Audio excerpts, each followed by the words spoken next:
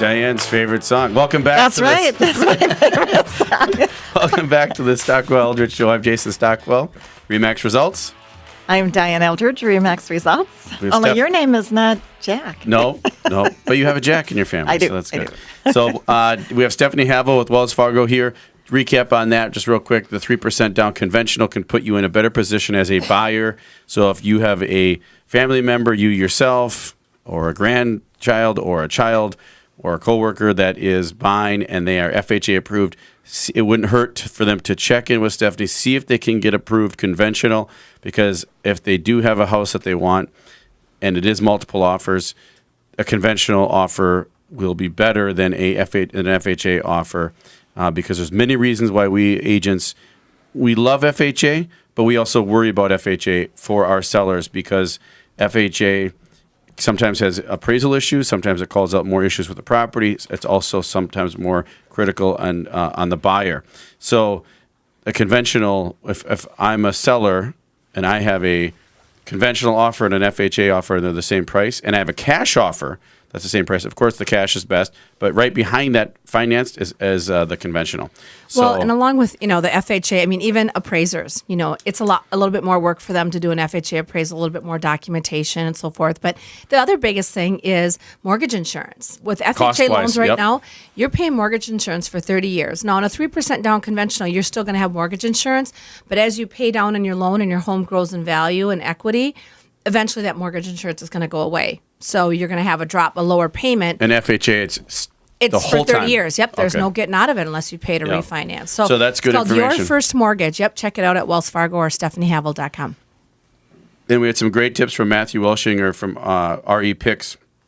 Go to the site. I think I want to go to the site actually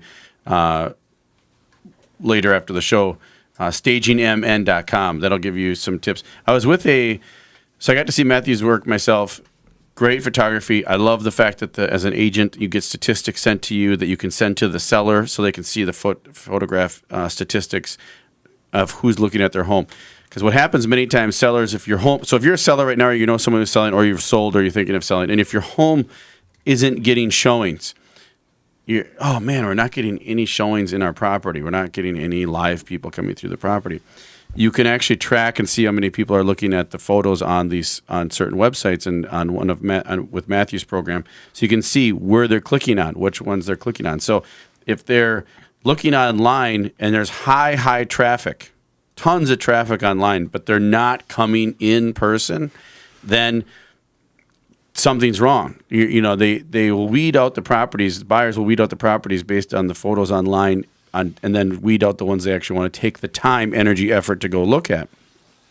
So that's something that you got to talk to your agent or talk to us, and we'll help you through that on what the process is if you're not actually getting showings. So but the first showing is online. What is the average days? So if I'm a seller, how many days on average is typical, or could I expect my home to be on the market? So I meet with sellers all the time. Diane meets with sellers all the time. What I tell sellers is, right now,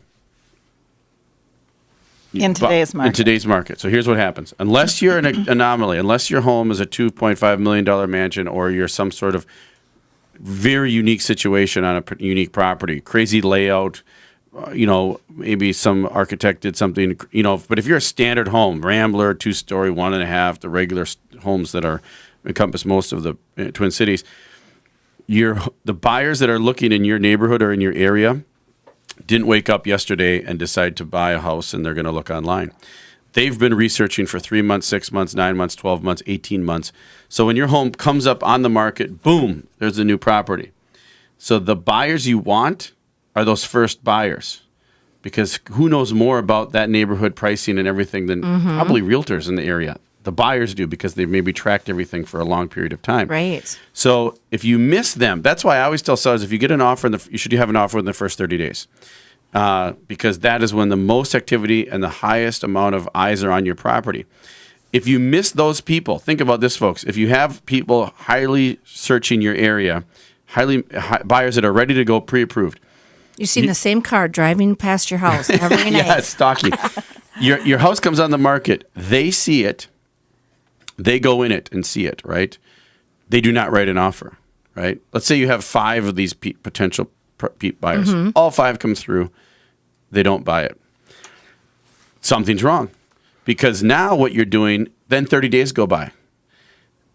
What do you have to do to get these buyers back? You're going after 2 sets of buyers now after 30 days.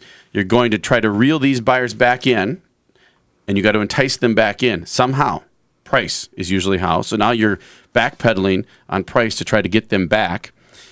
Or you're going after the new buyers that are just maybe coming into the market. Well, they may be 3, 6, 9, 12 months down the road. They may not be ready to buy right now.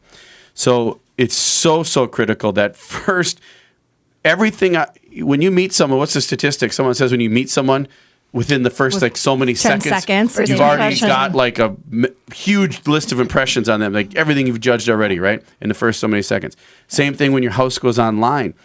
Your pricing, how the home shows, the presence, the photos, the marketing is so critical first, because you only get one chance at these buyers that you really want to buy your home, that know the area or researching the area. If you miss the boat and you have a great price, but you have one really crappy photo online and you don't have any other photos or something like that, well, you may miss them. Or you have great presentation, great photos, great everything, but you're 10% high on price. They're not even going to write, they may not even write an offer. Boom, they're gone. And in today's world, you know how we're bombarded with information? Like we talked about the distractions that happened early unfortunately early in the show.